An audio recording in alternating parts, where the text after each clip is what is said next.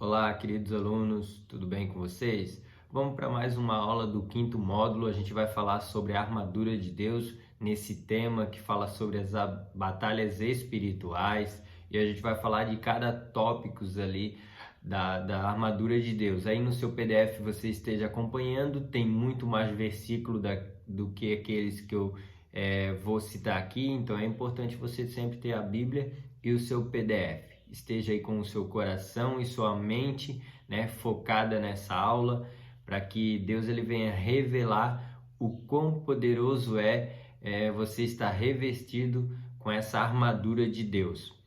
Lá em Efésios 6, do 11 ao 18, vai dizer assim: revesti-vos de toda a armadura de Deus, para que podeis ficar firmes contra as ciladas do diabo, porque nossa luta não é contra sangue ou carne, e sim contra principados e potestades desse mundo tenebroso, contra as forças espirituais do mal nas regiões celestes.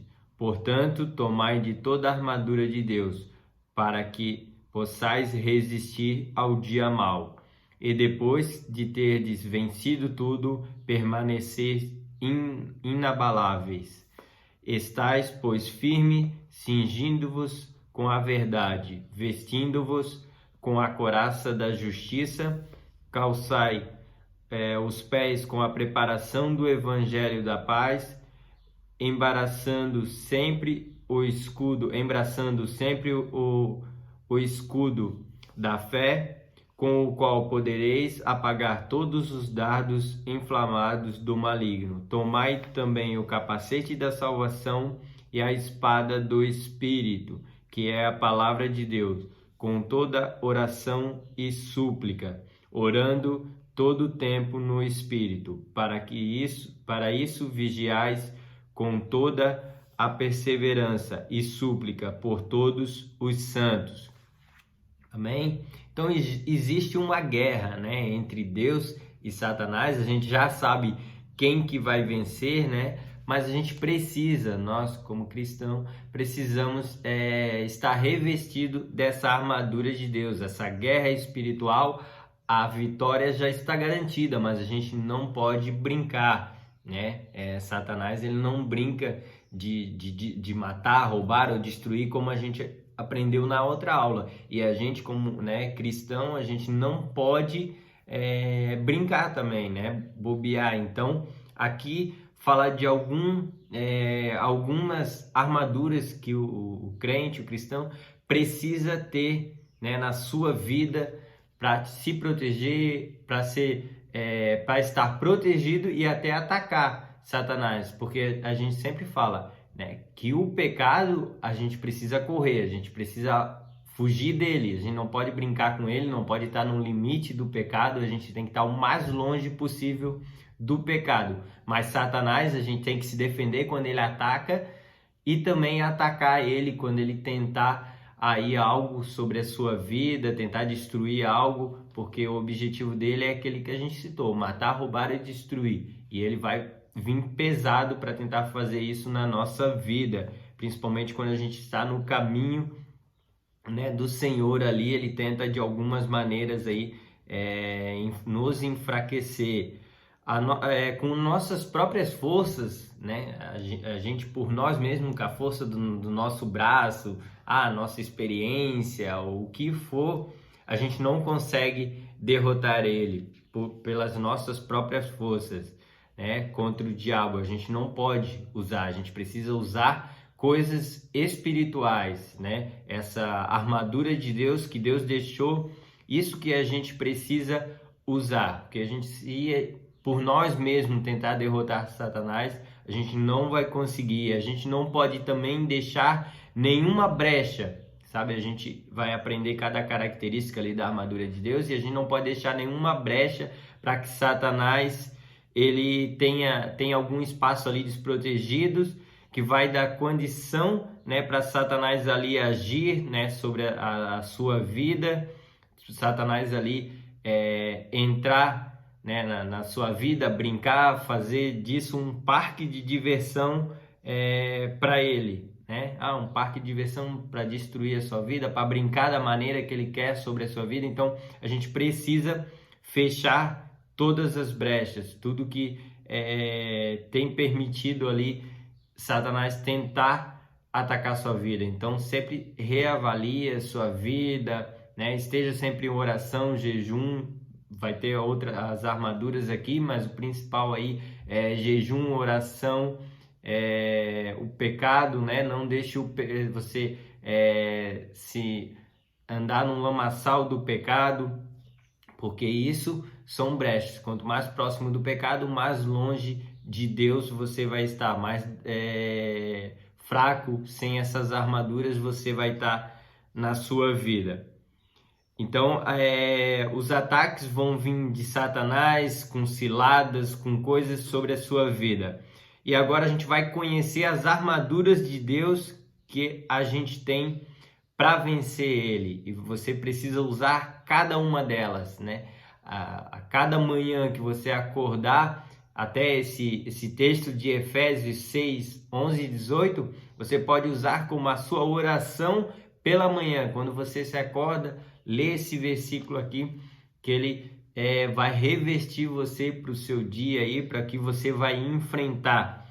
E começando sobre a armadura de Deus, fala ali no texto de Efésios sobre cingindo-vos com a verdade.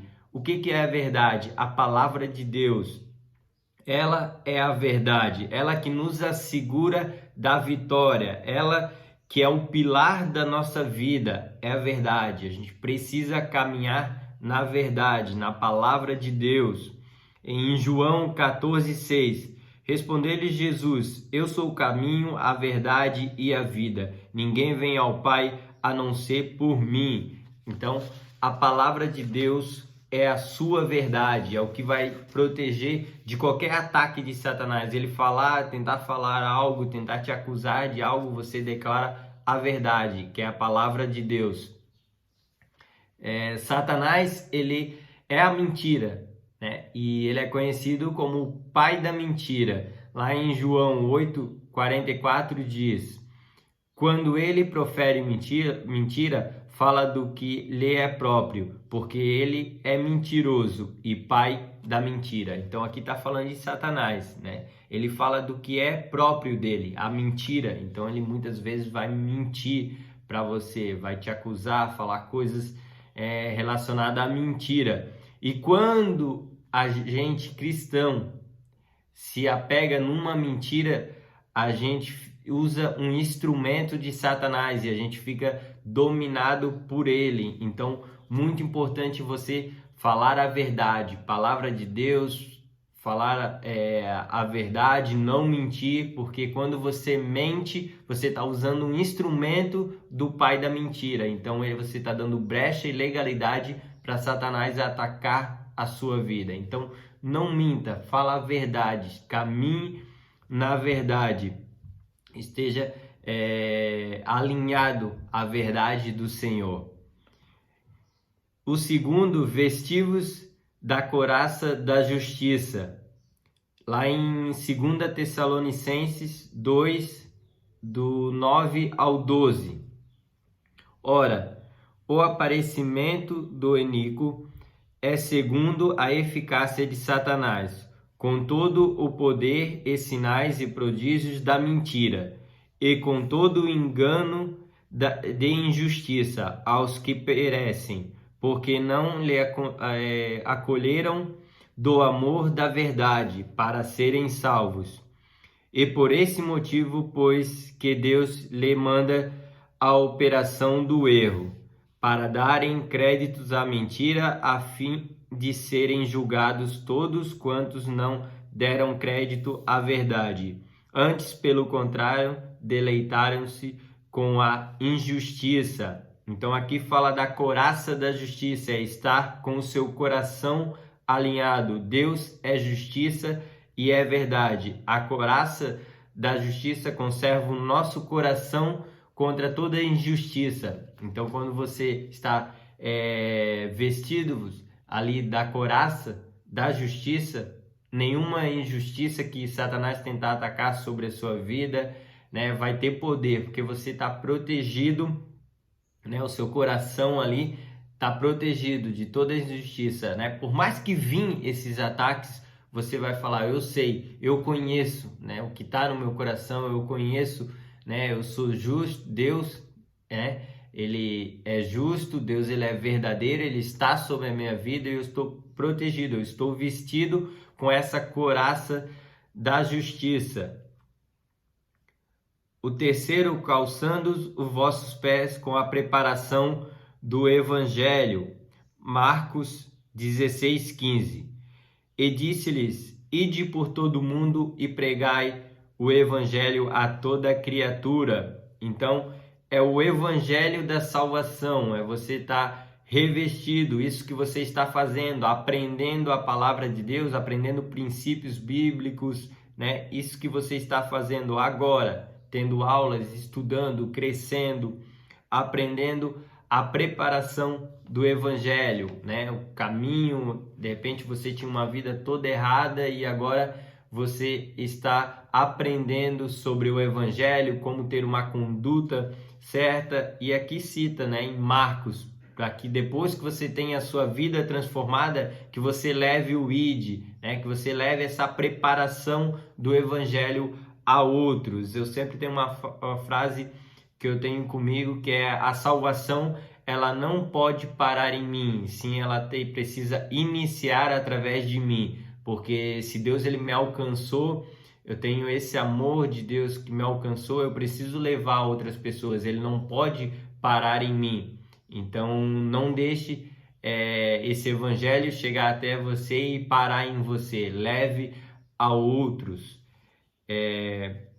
A salvação ela é muito poderosa para ficar guardada, né? Eu dou um exemplo sempre, que se você ganhar uma Ferrari, né, hoje, você vai deixar ela guardada na garagem aí pro resto da sua vida? Não. Qual é o propósito dela? É para você sair, é para você andar pelas ruas, né, mostrar, andar, pisar, entrar numa BR e pisar fundo ali para sentir o motor daquela, né, daquela Ferrari. E assim é salvação. A sua salvação é muito mais valorosa do que uma Ferrari, né? A sua salvação é eterna. A Ferrari vai ficar aqui, a ferrugem vai comer ela, né? Agora a sua salvação não, ela é eterna. Você precisa levar essa salvação a outras pessoas. Amém? Tomando o escudo da fé, em Hebreus 11:6. De fato, sem fé é impossível agradar a Deus. Portanto, é necessário que aquele que se aproxima de Deus creia que Ele existe e que se torna galardoador de todos o que buscam. Então, o escudo da fé é o que nos defende dos ataques, né? A fé, ela nos defende e ela também serve para nós atacar. Então, você sempre precisa ter fé. Veio uma palavra contra você, veio algo contra você, você precisa entender que você tem uma palavra de fé sobre a sua vida, que você tem fé dentro de você, né? O nosso pastor fala que esse é o ano da prosperidade. Você tem fé nisso? Se você tiver fé, você vai viver o seu ano da prosperidade, porque a fé, ela te dá vitória sobre os seus inimigos, sobre tudo que se levanta contra você, os ataques de Satanás contra a sua vida. Somente por fé você consegue vencer. Somente por fé você consegue crer em Deus. A fé, ela precisa ser a principal armadura de você, para a sua vida, para o seu caminhar, que tudo que vir contra você, você sabe, né? Você tem aí a fé dentro de você. Alguém fala para você, isso não vai dar certo. Não, eu tenho fé dentro de mim que vai dar certo. Eu tenho uma palavra que esse é o ano da prosperidade e eu vou viver isso sobre a minha vida. Eu tenho fé, né? Eu preciso de um milagre.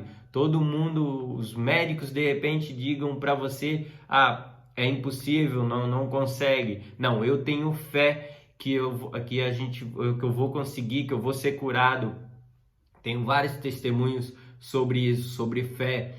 Tem um do GR que os médicos deram para a mulher 3 meses de vida e eu levantei com o pessoal do grupo lá, eu falei, gente, vamos orar pela vida dessa mulher.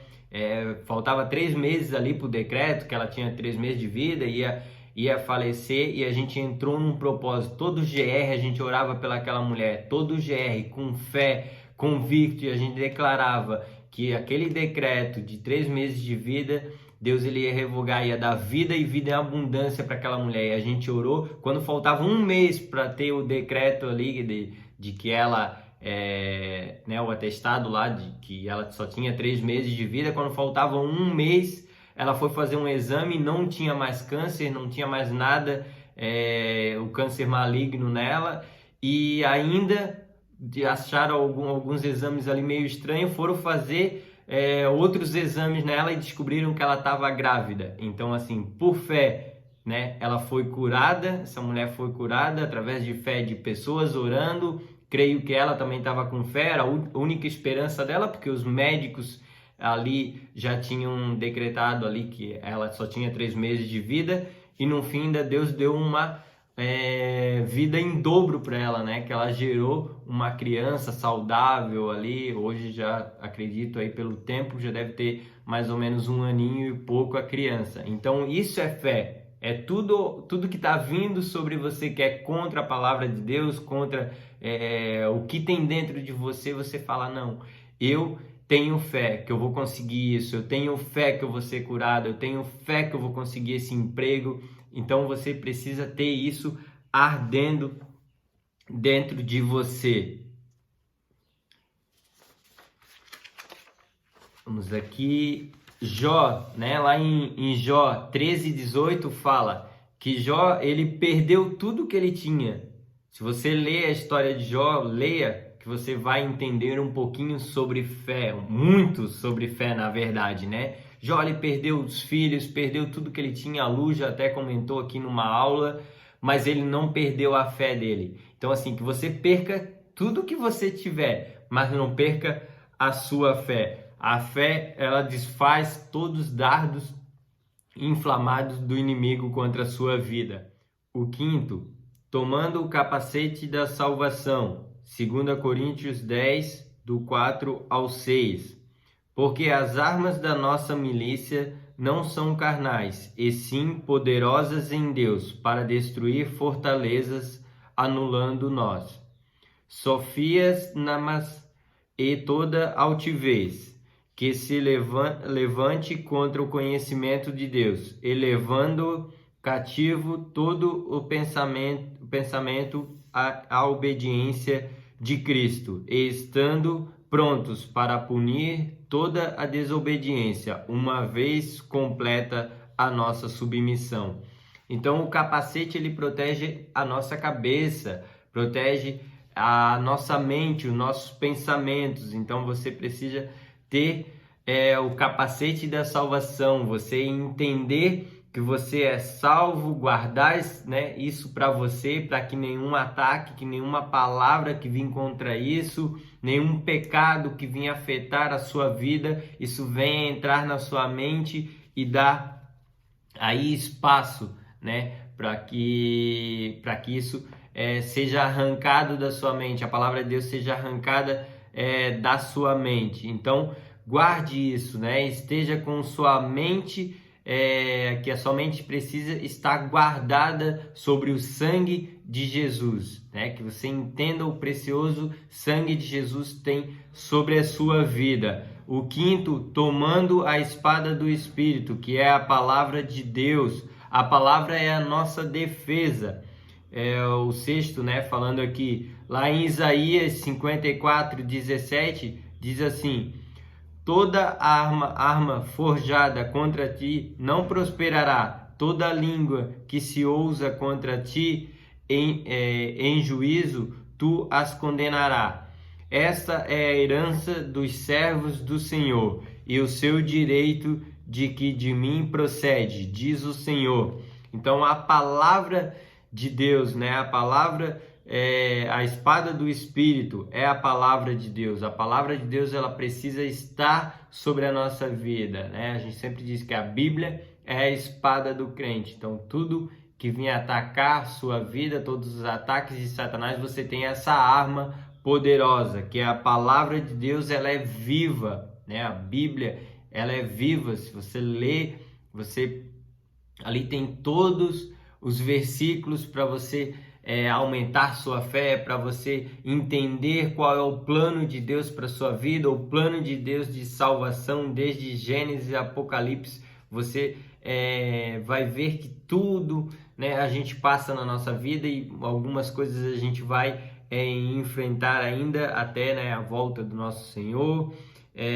Você precisa vencer qualquer coisa que atacar você com a palavra. A gente, acho que até já falou aqui sobre isso. Qualquer palavra que vir contra você, qualquer ensinamento, você tem ali a palavra de Deus junto, né, essa espada para te proteger, para atacar Satanás aí quando ele tentar lançar uma semente aí de algo contra os planos de Deus para sua vida. Então esteja sempre vestido com essa armadura. E como eu citei, que você acorde de manhã e leia esse versículo, né, antes de sair de casa, para que você esteja protegido, guardado, né, guardando a sua mente, o seu coração, estando com a espada para quando Satanás tentar atacar você, você se defender com a fé, que é o escudo, e atacar com a espada, né? A palavra de Deus diz isso, que eu serei cabeça, estarei por cabeça e não por cauda. Então aí você já vai destruindo Satanás, por isso que é importante você ler a Bíblia. Amém? Então você vence Satanás aí com a palavra de Deus. Essa era a aula que fala aí sobre a armadura de Deus. Com você vai ter muito mais versículos, você tem mais tempo aí para você estar acompanhando. Não fique só nesse vídeo, esteja estudando mais aí com a sua Bíblia e o seu PDF. Amém? Queria estar orando pela sua vida e encerrando essa aula.